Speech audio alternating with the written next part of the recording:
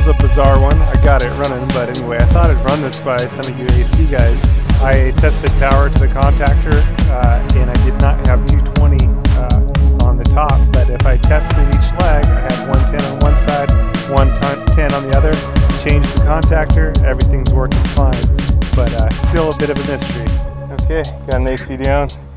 Lots of fun. All kinds of stuff.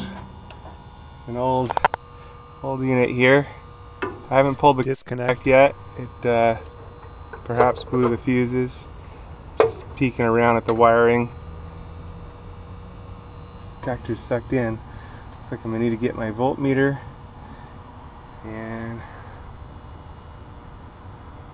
test it out.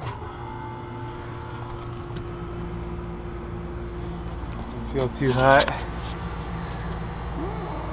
Okay, well, get it going. Could be that contactor. Okay, back on the roof. I got my voltmeter, so I'm gonna test it out here. Got my meter set to volts AC, and can go to both sides of the contactor. Being real careful as it sells power, live and deadly. And we'll see here. Bottom side, this is where power comes in, and we've got 220. 240, so we're good there. In the top side, we're missing a screw up there. We are not getting our 220 across the contactor, so it looks like it's our contactor that is the problem. So good deal, and you can see how burned the points are. So that's what this one is. Going to get the contactor changed out. No big deal. And another way to test this would be to go to ground. You can see our ground wire right back there. Okay, so we should have 110 on both sides. We got 110 on that side, and we got 110 on that side, so that's weird. Uh-oh. So the question is, why don't we have 220 to both sides? Uh-oh. It seems we're not completed the circuit somewhere.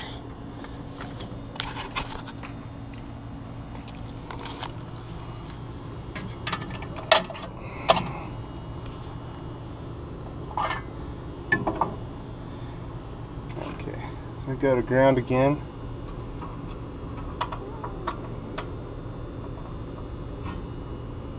And then going to test each of the leads here.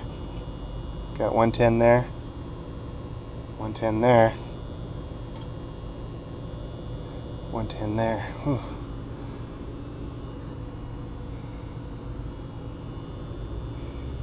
Let's check going up top here instead. Still not getting our 220. Getting 120. That's weird. Okay, so pull the disconnect. Discharge the capacitor. Fun, fun, fun. Install it. Got a contactor.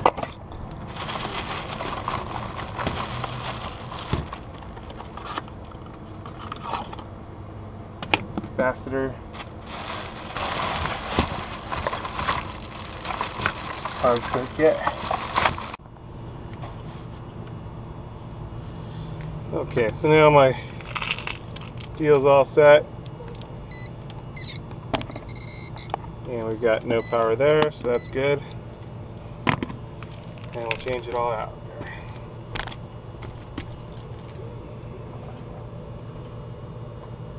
It's got a Southern California Edison box on it.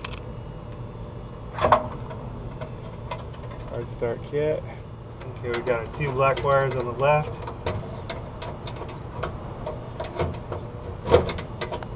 2 black on the right.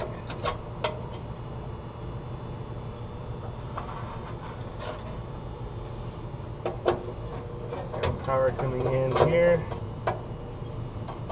And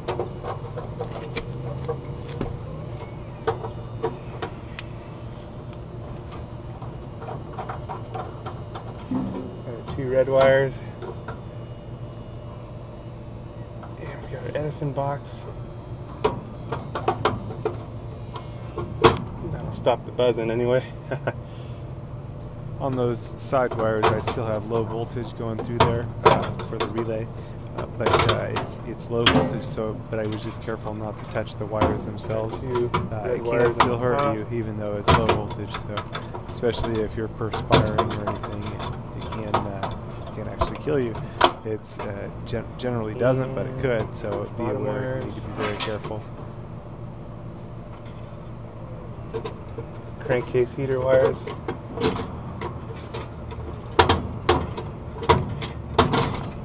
Ready to change it out.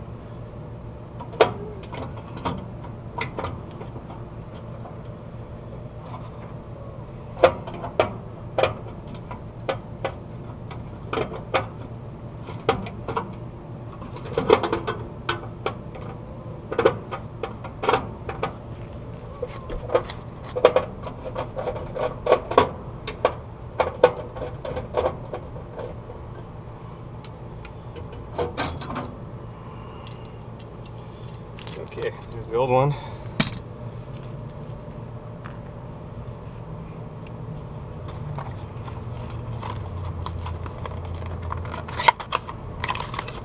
New one. This one wire is going to be a little tricky to get in on the side, so I'm going to start with that one.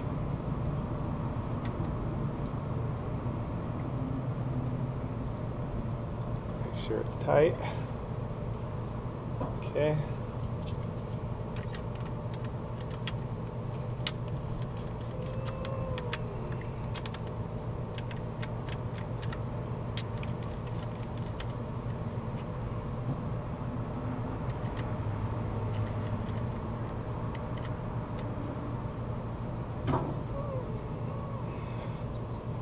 And we're going to go in with our wires here.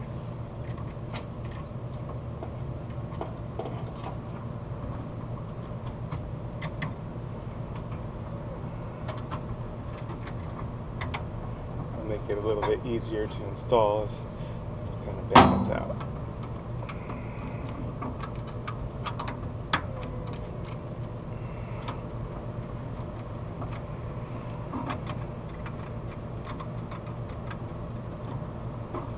Okay.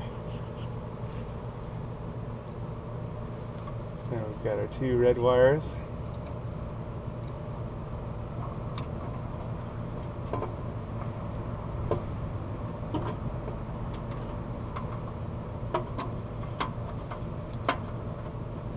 Let's put that one back here.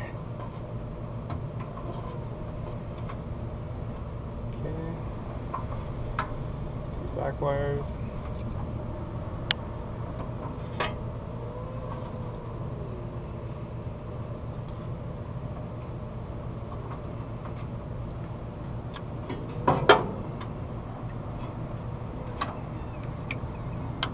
Okay, and now we're going to need a set of screw for that contactor, and that's always the slightly tricky part. Just getting all the way back in there.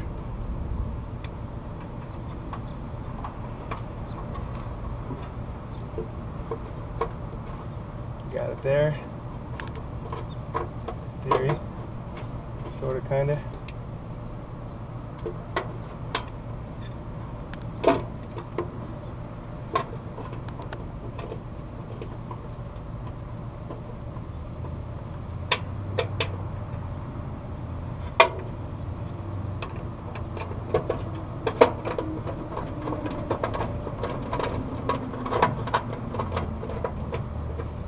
Alright.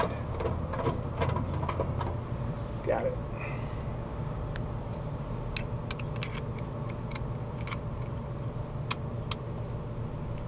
It's cooled off a bit, so it makes it a little easier.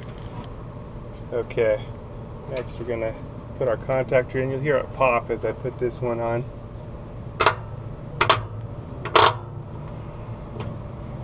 And it's on. Okay. Now our crankcase heater wires on the very bottom.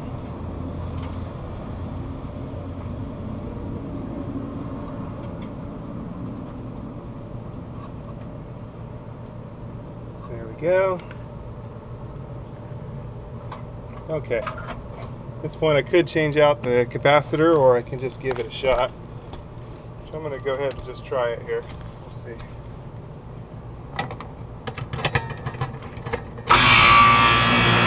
Beautiful. We'll do an amp draw reading. Set my meter to volts AC. And clamp just one wire.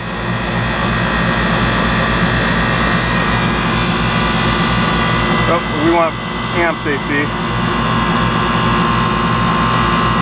9 amps, that's not bad. That'll work. Try the black wire. 10 amps. That's not bad either. Okay, all set there. Stay with it and make sure it gets cold. Looks like the contactor just burned out there. Good to go. It's nice and chilly, so it's a good thing. Have a good day out there, you guys. Stay safe.